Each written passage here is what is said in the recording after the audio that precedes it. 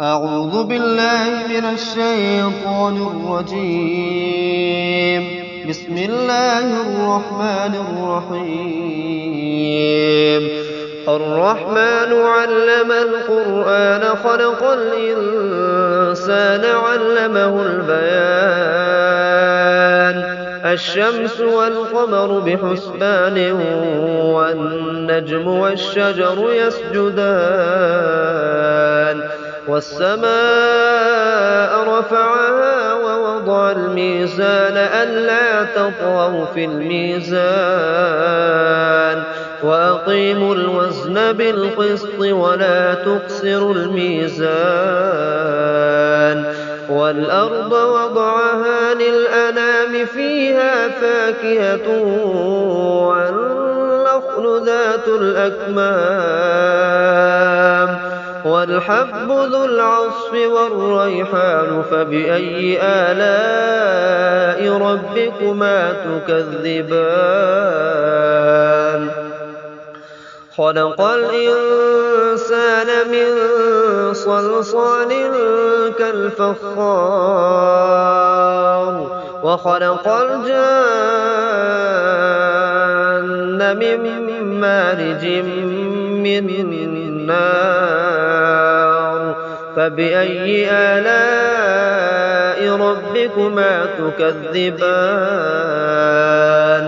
رب المشرقين ورب المغربين فبأي آلاء ربكما تكذبان مرج البحرين يلتقيان بينهما برزخ لا يبغيان فبأي آلاء ربكما تكذبان يخرج منهما اللؤلؤ والمرجان فبأي آلاء ربكما تكذبان وله الجوار المنشآت في البحر كالأعلام فبأي آلاء ربكما تكذبان كل من عليها فان ويبقى وجه ربك ذو الجلال والإكرام فبأي آلاء ربكما تكذبان يسأله من في السماوات والأرض كل يوم هو في شأن فبأي آلاء ربكما تكذبان سنفرغ لكم أيها الثقلان فبأي آلاء ربكما تكذبان يا معشر الجن والإنس إن استطعتم أن تنفذوا من أقطار السماوات والأرض فانفذوا لا تنفذون إلا بسلطان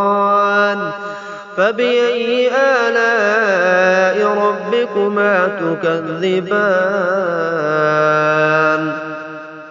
يرسل عليكما شواظ من نار ونحاس فلا تنتصران فبأي آلاء ربكما تكذبان فإذا انشقت السماء فكانت وردة كالدهان فبأي آلاء ربكما تكذبان فيومئذ لا يسأل عن ذنبه إنس ولا جان فبأي آلاء ربكما تكذبان يعرف المجرمون بسيماهم فيؤخذ بالنواصي والأقدام فبأي آلاء ربكما تكذبان هذه جهنم التي يكذب بها المجرمون يطوفون بينها وبين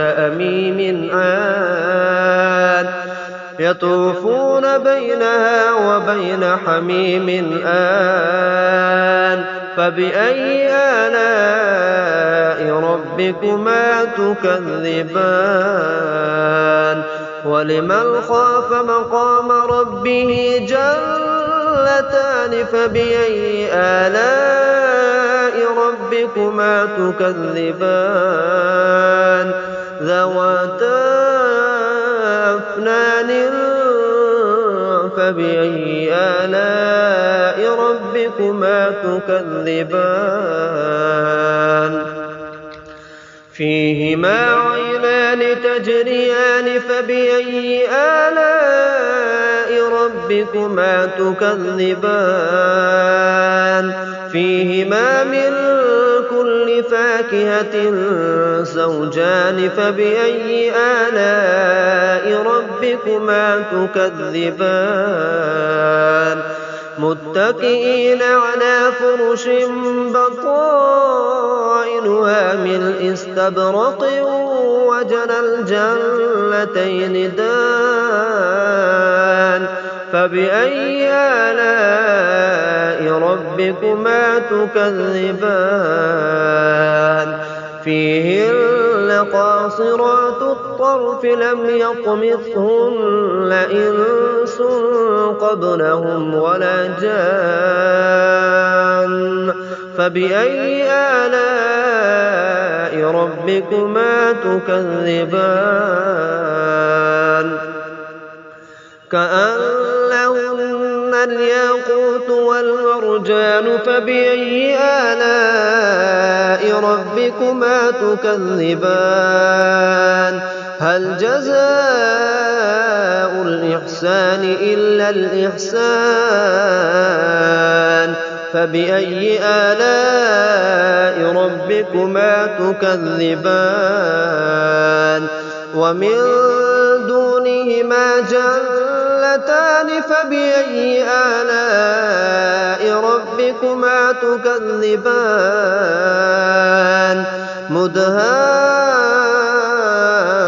مدهامتان فبأي آلاء ربكما تكذبان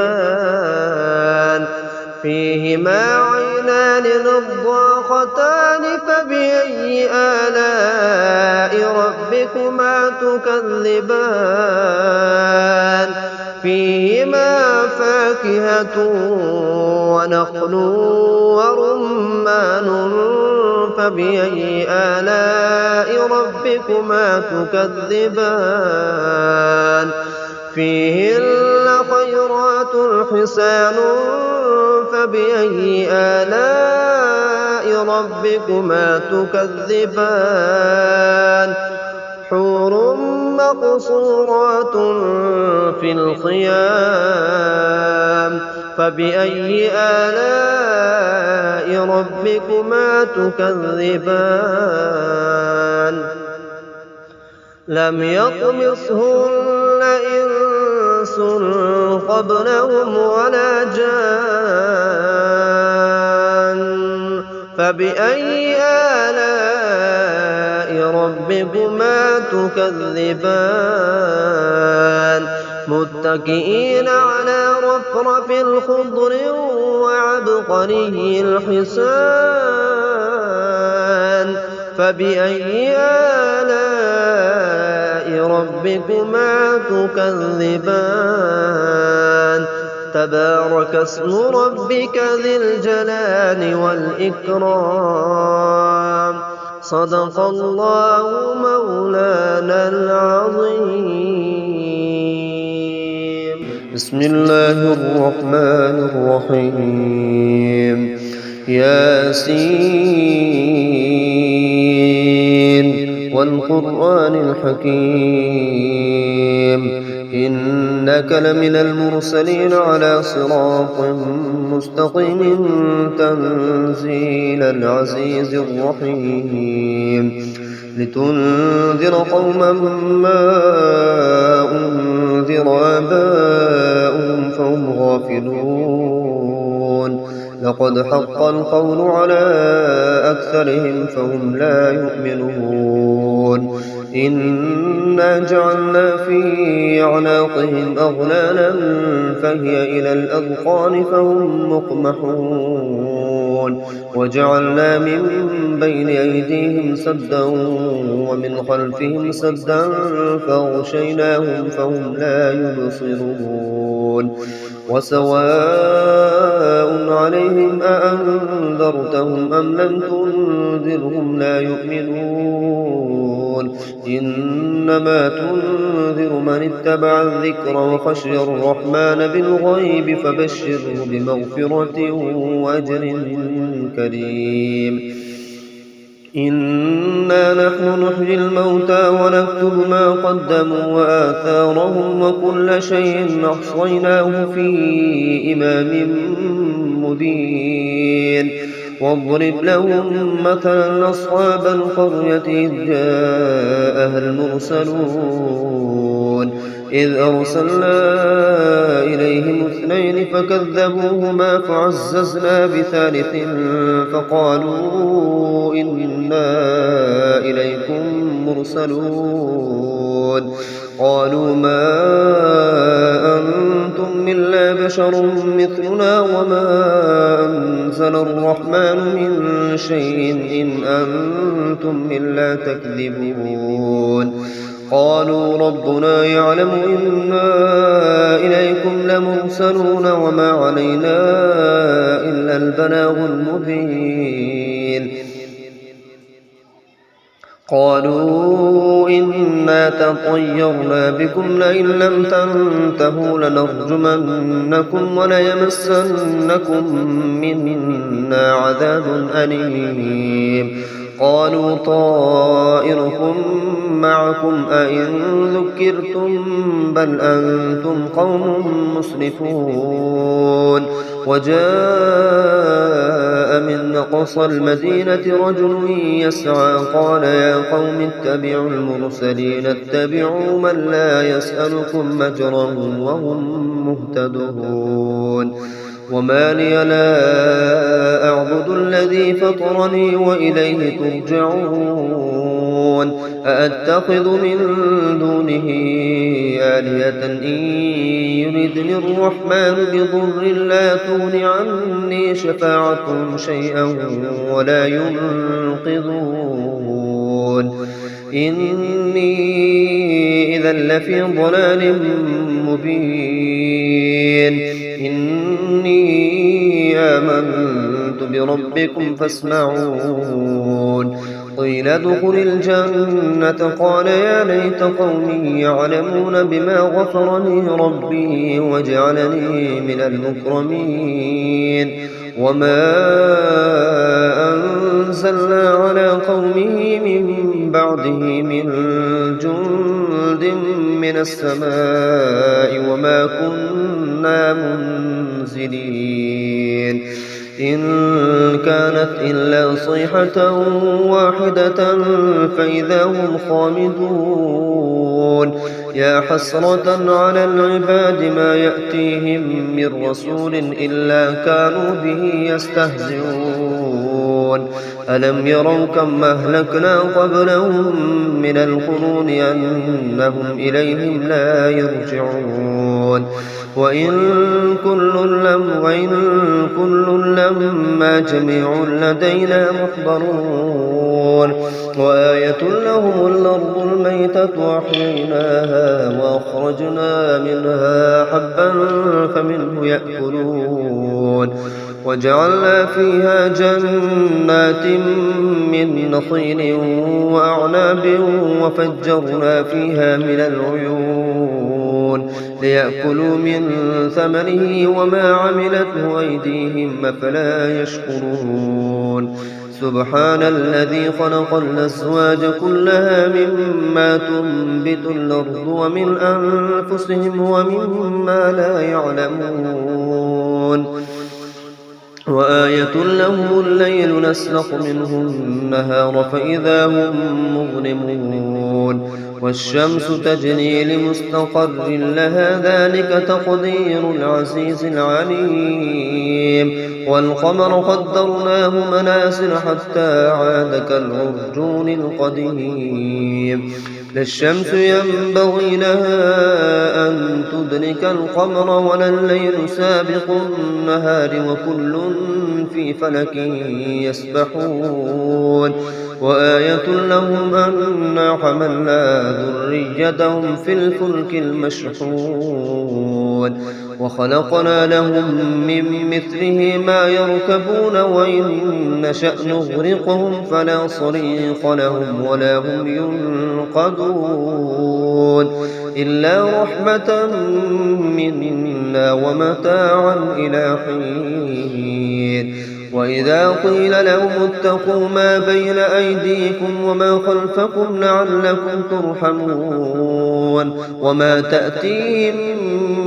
من آية من آيات ربهم إلا كانوا عنها معرضين وإذا قيل لهم أنفقوا مما رزقكم الله قال الذين كفروا للذين آمنوا ونطعم من لو يشاء الله وطعمه إن أنتم إلا في ضلال مبين ويقولون متى هذا الوعد إن كنتم صادقين ما ينظرون إلا صيحة واحدة تأخذهم وهم يخصمون فلا يستطيعون توصية ولا إلى أهلهم يرجعون ونفخ في الصور فإذا هم من الأجداث إلى ربهم ينسلون قالوا يا ويلنا من بعثنا من مرقدنا هذا ما وعد الرحمن وصدق المرسلون إن كانت إلا صيحة واحدة فإذا هم جميع لدينا محضرون فاليوم لا تظلم نفس شيئا ولا تجزون إلا ما كنتم تعملون إن أصحاب الجنة اليوم في شغل فاكهون هم وأزواجهم في ظلال على الأرائك متكئون لهم فيها فاكهة ولهم ما يدعون سلام قولا من رب رحيم وامتازوا اليوم أيها المجرمون ألم أعهد إليكم يا بني آدم ألا تعبدوا الشيطان إنه لكم عدو مبين وأن اعبدوني هذا صراط مستقيم ولقد ضل منكم جبلا كثيرا أفلم تكونوا تعقلون هذه جهنم التي كنتم توعدون اصلوها اليوم بما كنتم تكفرون اليوم نختم على أفواههم وتكلمنا أيديهم وتشهد أرجلهم بما كانوا يكسبون ولو نشاء لطمسنا على أعينهم فاستبقوا الصراط فأنى يبصرون ولو نشاء لمسخناهم على مكانتهم فما استطاعوا مضيا ولا يرجعون ومن نعمره ننكسه في الخلق أفلا يعقلون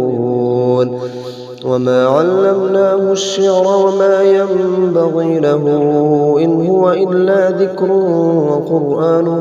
مبين لينذر من كان حيا ويحق القول على الكافرين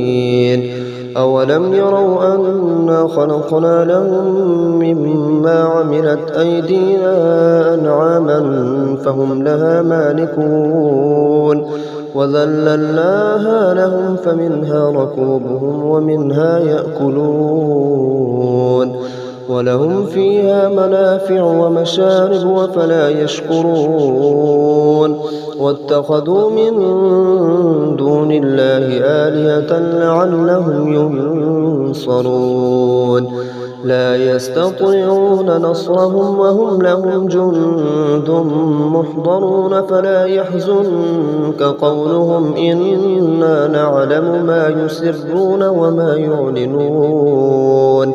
أولم ير الإنسان أنا خلقناه من نطفة فإذا هو خصيم مبين وضرب لنا مثلا ونسي خلقه قال من يحيي العظام وهي رميم قل يحييها الذي أنشأها أول مرة وهو بكل خلق عليم الذي جعل لكم من الشجر الأخضر نارا فإذا أنتم منه توقدون أوليس الذي خلق السماوات والأرض بقادر على أن يخلق مثلهم بلى وهو الخلاق العليم إنما أمره إذا أراد شيئا أن يقول له كن فيكون فسبحان الذي بيده ملكوت كل شيء وإليه ترجعون آمنت بالله صدق الله العلي العظيم.